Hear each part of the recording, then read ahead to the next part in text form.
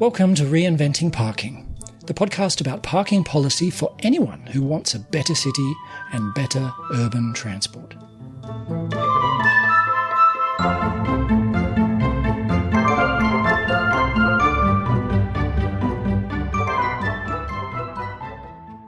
Today I'm talking with Shreya Gadapalli about on-street parking management in India's cities. We'll be taking quite a deep dive into the issue, and I think the lessons from our discussion are relevant to many cities, way beyond South Asia. Shreya is Director for South Asia for the Institute for Transportation and Development Policy, the international non-profit on sustainable transport. She has been with ITDP since the late 1990s. In recent years, ITDP India has been doing some great work on parking issues, including some useful publications which I'll link to in the show notes at www.reinventingtransport.org, where you can also find out more about Shreya. Enjoy the interview. Shreya, thank you very much for joining me on the Reinventing Parking podcast. It's my pleasure, Paul, and I'm really excited to be on this podcast.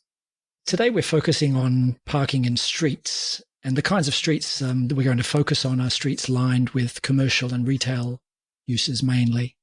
So the first thing I'd like you to do is, can you paint a picture for our listeners, especially those outside India, of what the parking situation in the streets of Indian cities is like? I can use a single word to describe the parking situation, and that is a mess. Okay.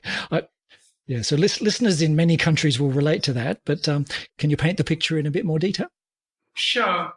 Parking on most streets in most Indian cities is unmanaged and haphazard. People park any kind of vehicle in any location, in any direction that they wish. Often parking occupies anywhere between a quarter to a half of the entire street right of way. And given that it's haphazard, it's also quite inefficient how that space is used. Even parking in residential areas is quite a mess. People often fight over parking space. They often see the space in front of their shops or in front of their houses as being their own. And so in some senses, it's become a process of privatization of public space. How much of it is on the formal roadway? How much is sort of in a grey area, perhaps between roadway and private property? And how much takes place on what we might call the footpaths or the pavements, if they exist?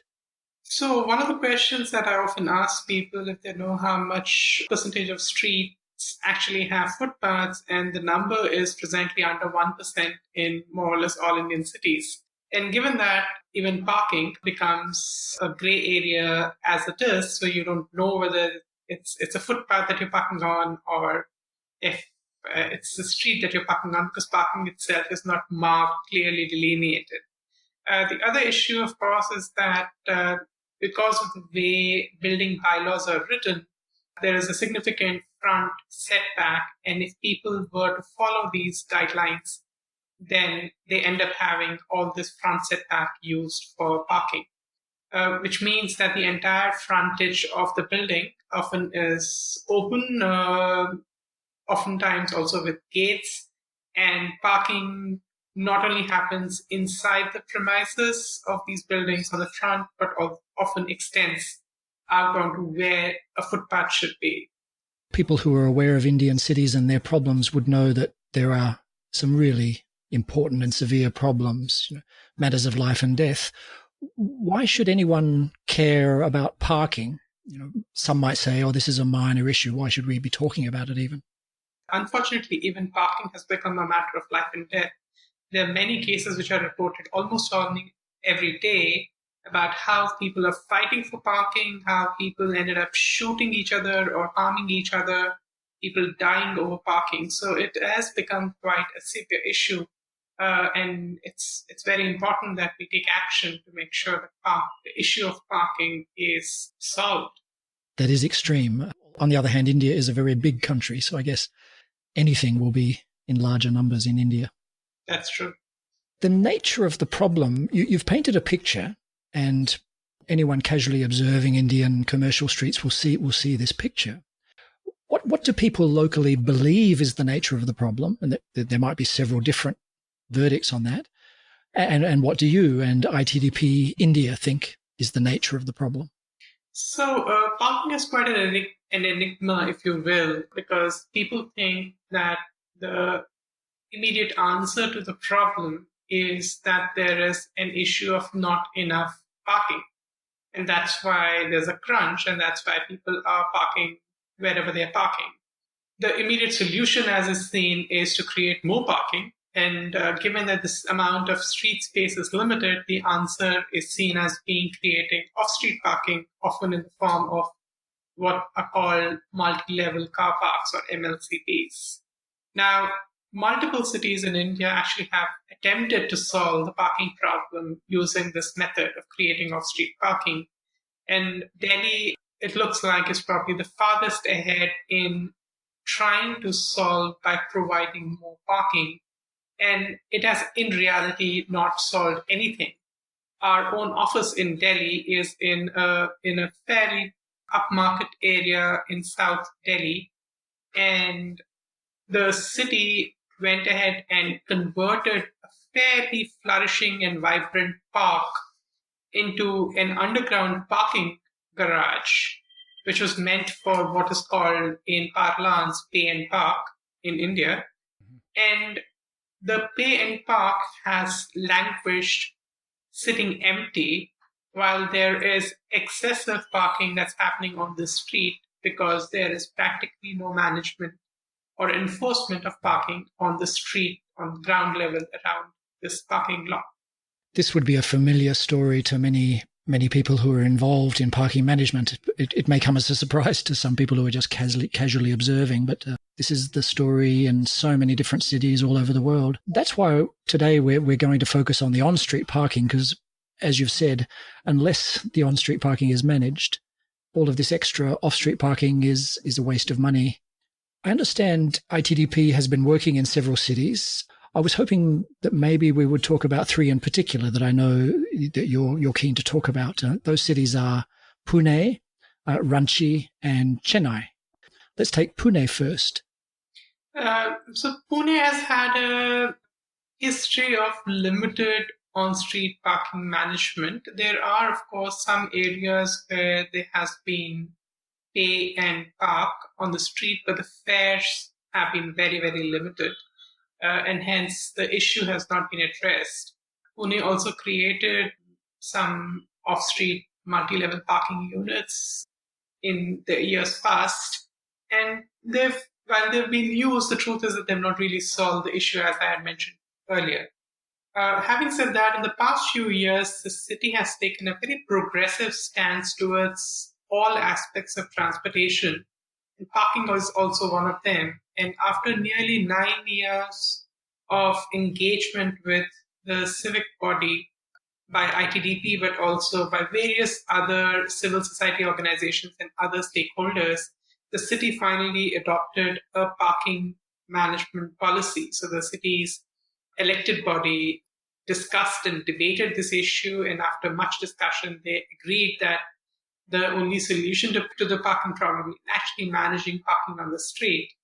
So now the city is looking at implementing a parking management system. First is a pilot on 5 key streets in the city, but thereafter to be expanded to the entire city. One of the reasons which also prompted the city to adopt a parking policy was because the national government, as under the metro rail policy, required cities to have a parking policy as a prerequisite for getting funding from the national government. How unusual is this new attitude in Pune? Are many Indian cities coming to the same conclusion, or is Pune a pioneer in this respect?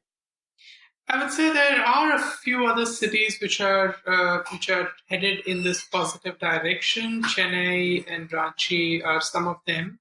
Chennai has very recently started the process of implementing a citywide parking management system. Initially, it would have around 12,000 parking slots across the city managed through fairly high rates for parking. And now these range anywhere between 20 to 40 rupees per hour for a car, and around one fourth, which is 5 rupees to up to 10, from 5 rupees to 10 rupees for motorcycles. Do those kind of levels of fees come as a shock to people in a place like Chennai or Pune, or are they seen as reasonable? They certainly are much higher than what they have been in the past. For example, in Chennai, the parking rates in the past used to be 5 rupees for a period of 3 hours, and now we're talking about 40 up to 40 rupees for a single hour. So obviously, the rates it's nearly a 30-fold increase in prices, as you can see. Having said that, parking fees in off-street locations such as malls and cinema halls have actually been at near this level, if not the same level. And therefore, it's not unusual, and especially parking at places like airports have been even higher than these levels. Just to follow up on that, one of the nice features of the parking policy in Pune was talk about having demand responsive price setting, so that if the demand was high, the price would be higher. At least that principle was there, although the details of exactly how they would do that were a little fuzzy. Is a similar thing happening in Ranchi and Chennai? Of one of the dangers here is that people suspect that it's just a tax and it's just about revenue. And I'm always very keen to try to suggest to cities that to always talk about the parking management goals here. Do you think these three cities are successfully focusing on the parking management goal from the parking fees, or is that message getting lost in all of the noise? I think it's still quite early to make that assessment. I completely understand the concern, and we've been actively pushing these cities to not make the parking price setting a political process, but instead make it a technical process, which is to say that whenever the demand for parking increases beyond a certain level, and in our opinion, that number is anywhere between 85 to 90% of occupancy during peak hours, then the price should go up. And the city seem to understand this, or at least the decision makers seem to understand this, but this still needs to percolate down and actually be put into practice. As of now, it's not being done.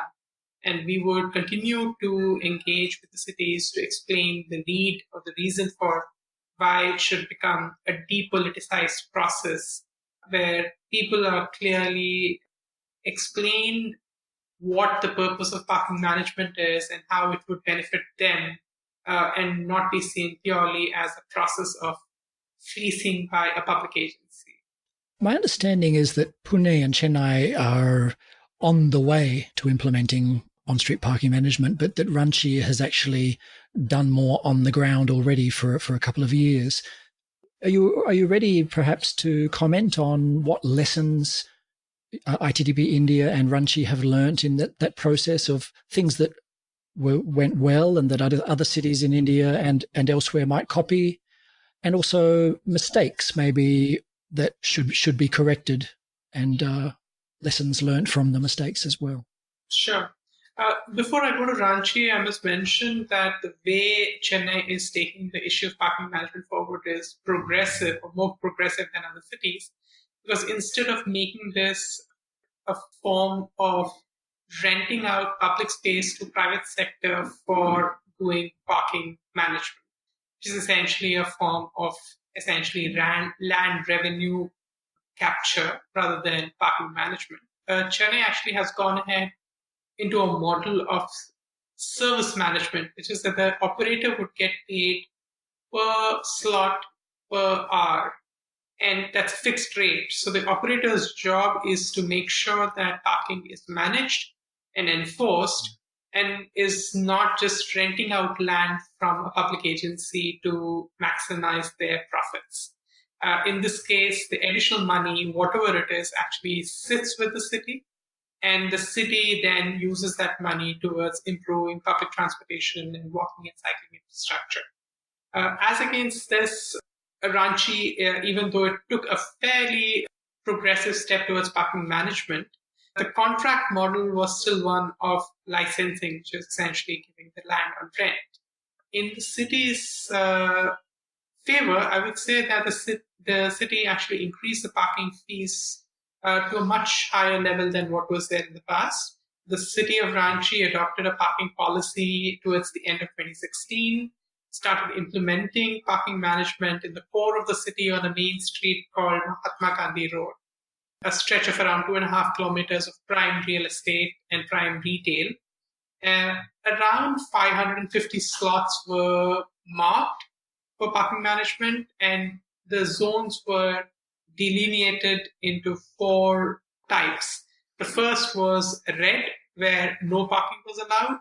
The second was orange, where the fees was fairly severe. The rates were 40 rupees per hour for cars and 10 rupees per hour for motorcycles. The third zone, which is called yellow, had slightly lower price. And lastly, there was the green zone. So the prices were much higher than what they were in the past, close at the very least twice as much, in some cases as much as 4 times as much. The city also earned a revenue which was 12-fold increase. So it went from earning about 1 million rupees per annum to 12 million rupees per annum from this process. And was that just because of the higher fees, or was there a better fee collection mechanism perhaps, or better oversight of the contractors? To some extent that too, but as I said, the contract was one of licensing or essentially land renting, and therefore the revenue to the city was fixed and did not depend on how well the parking management was done. And the onus of maximizing profits, so to speak, was there, that of the private sector operator. And while they tried doing a decent job, at the same time there were lots of hiccups.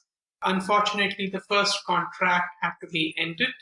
Presently, the city is managing with its own staff using a fairly rudimentary mechanism of issuing paper tickets for users.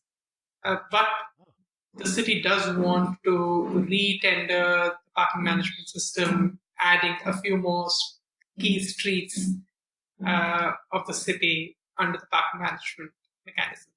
Okay. And perhaps they've learnt their lesson about the structuring of the contract from that previous negative experience. Before you go on, I guess perhaps for the listener, we should give a little bit of background about, you've mentioned this very simple approach to parking contracts in the streets. So Indian motorists in many cities are accustomed to paying for parking now and then, but what they're accustomed to is these very low fees to contractors who are not really trustworthy, right? There's this phrase of the parking mafia that gets used. This is not good parking management, but it's kind of just this, like you said, land rent approach. That's right. So this land rent approach has existed for a while, most prominently in Delhi, which has had parking fees fairly at low levels. Initially, the fee used to be a fixed amount of 10 rupees per visit, irrespective of the duration. Thereafter, various public agencies which had land increased the fee rates to around 20 rupees per hour, and subsequently additional fees for every subsequent hour, and so on and so forth. This is true with both the New Delhi Municipal Council, which is the core of the city, as well as the municipal corporations of Delhi. There are 3 of them around this core.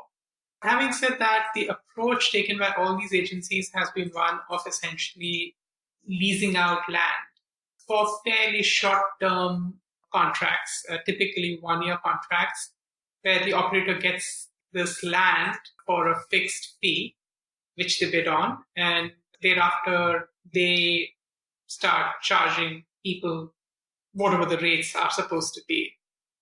This obviously is purely a mechanism of trying to get money and doesn't achieve the stated goal of managing and enforcing parking, of efficiently using public space.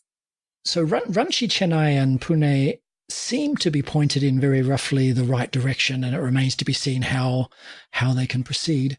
I understand there's a lot of policy activity also in Bangalore, what used to be called Bengaluru, and Delhi, as you mentioned, is working on its parking policy and trying to implement. There's been a lot of starting and stopping in Mumbai. Do you have any brief answers to whether those cities are broadly on the right track? So, like you said, there are other cities which are working on parking. Mumbai at least showed some promise in the last year where they had put forward a fairly progressive plan for parking management across the city. However, there was pushback from some important quarters, which has effectively stalled the initiative, and nothing's happening right now. It's quite unfortunate. Delhi again showed promise. All the right messages came out about how parking needs to be charged, how usage of personal motor vehicles needs to be controlled. The policy seemed to have some promise, but some of the aspects of how it's being implemented on the ground are a little concerning, where most recently we learned that the city is effectively giving for free 2 parking slots per residence owning cars in the city, which is quite unfortunate. That's a nice segue into my next question, actually, because I understand that in Delhi that particular problem of the kind of the residential parking permits being given free is an institutional turf problem, that the agency organising that was not the agency that was able to charge fees, and they're waiting on another agency to charge the fees. And in the meantime, they're setting the very unfortunate precedent of giving these things free and giving too many of them too generously. So the next question is, do you think the institutions are a key part of the problem in Indian cities? And do you have any suggestions of how Indian cities should reorganize their parking management in terms of which agency should be given the power and the responsibility to do this? So in most Indian cities, the onus or the responsibility of parking management and the right to charge parking fees is that of the municipal corporation. Now, Delhi is a peculiar case where there is a state government for what is essentially a city. And the city itself has been fragmented into multiple jurisdictions. Because of this, while the state government initially came up with what sounded like a fairly promising parking policy, the implementation has a lot of issues. And one must also understand that the police department, which is often required to do the enforcement component, is in Delhi's case neither under the municipal corporations nor under the state government. It comes directly under the national government. So we should, at least for the purposes of this discussion, probably set that aside, because that's not the case in other cities, where the city actually is controlled, or the issue of parking is controlled by a single agency, and that's, or primarily a single agency, and that's the municipal corporation. And what we have seen time and again in multiple cities is that the police, the traffic police, even though it's not under the control of the municipal corporation, seems to get the issue and seems to understand that their solution for parking management is to control enterprise parking. So the police department, in that sense, seems to be fairly aligned, at least in some respects, to what progressive parking advocates might want to see. One of the approaches taken in various cities that have managed to get progressive parking policies through the political process has been to play a little bit of politics with the revenue. So when there's good parking management, usually there's a revenue surplus.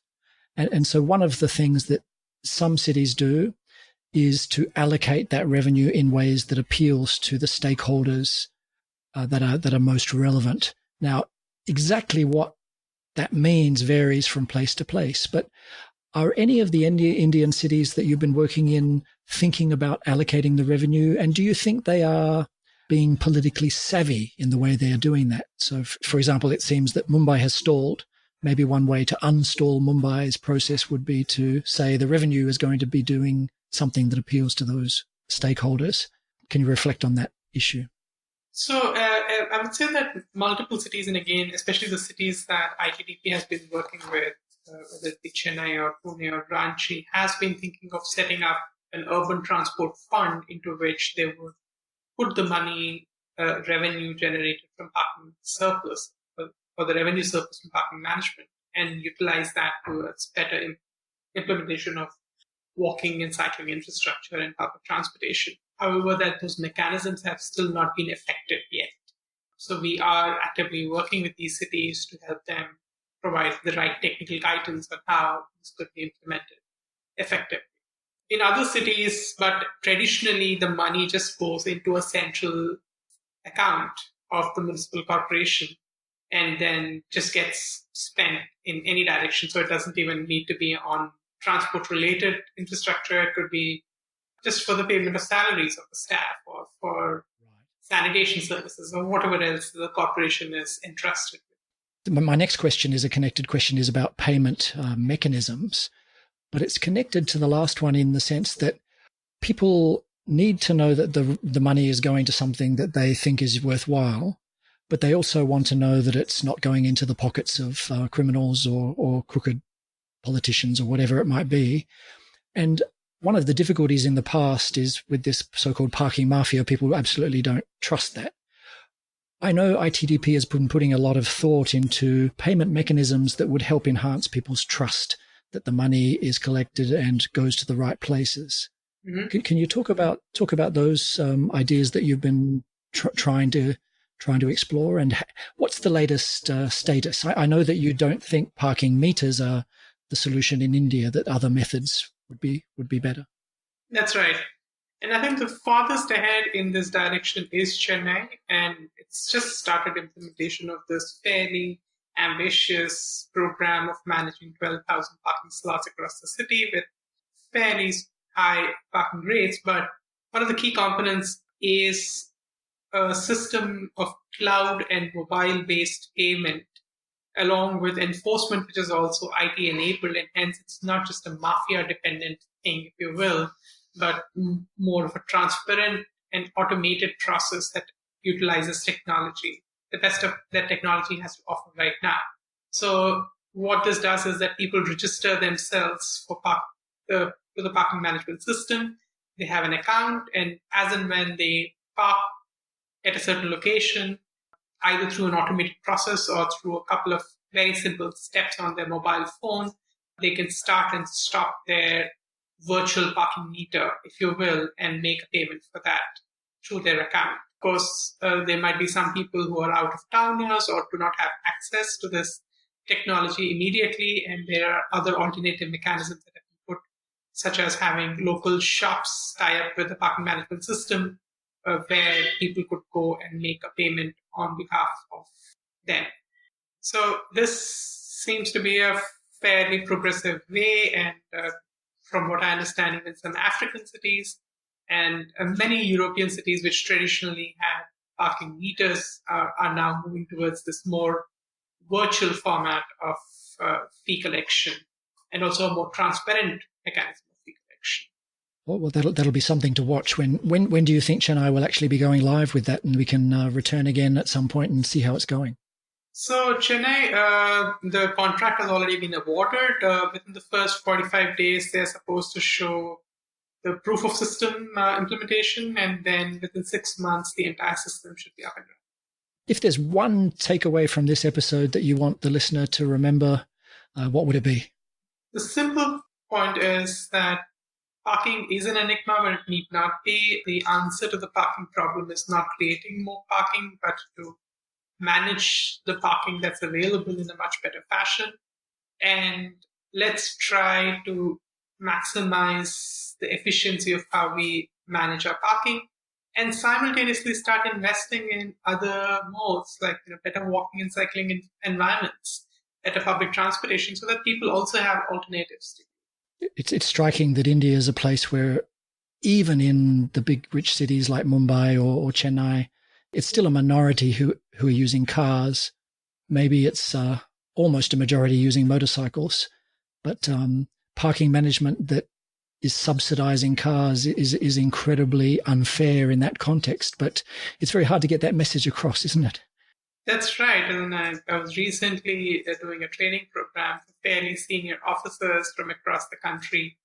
And it was quite eye-opening for them that there are still more cyclists on Indian streets than there are people on cars. The single largest mode of transportation in Indian cities happens to be not motorcycles, not buses, but walking. And there are actually, in most cities, more people on public transportation or some form of public transportation than there are on motorcycles, even though that public transportation is in the form of informal shared auto rickshaw services, which run on fixed routes, providing people a public transportation offering in the absence of any formal public transportation that's present. Well, Shreya, thank you so much for sharing your insights on street parking management in India. It's been very interesting. I hope we can talk again sometime in the future and update ourselves on all of those promising policies that you've told us about. Thank you very much. I hope so too. You've been listening to the Reinventing Parking podcast, and I'm Paul Barter. You can find out more at reinventingparking.org, where you'll find ideas and tips on parking policy. You can also listen to other episodes, subscribe, or leave a comment.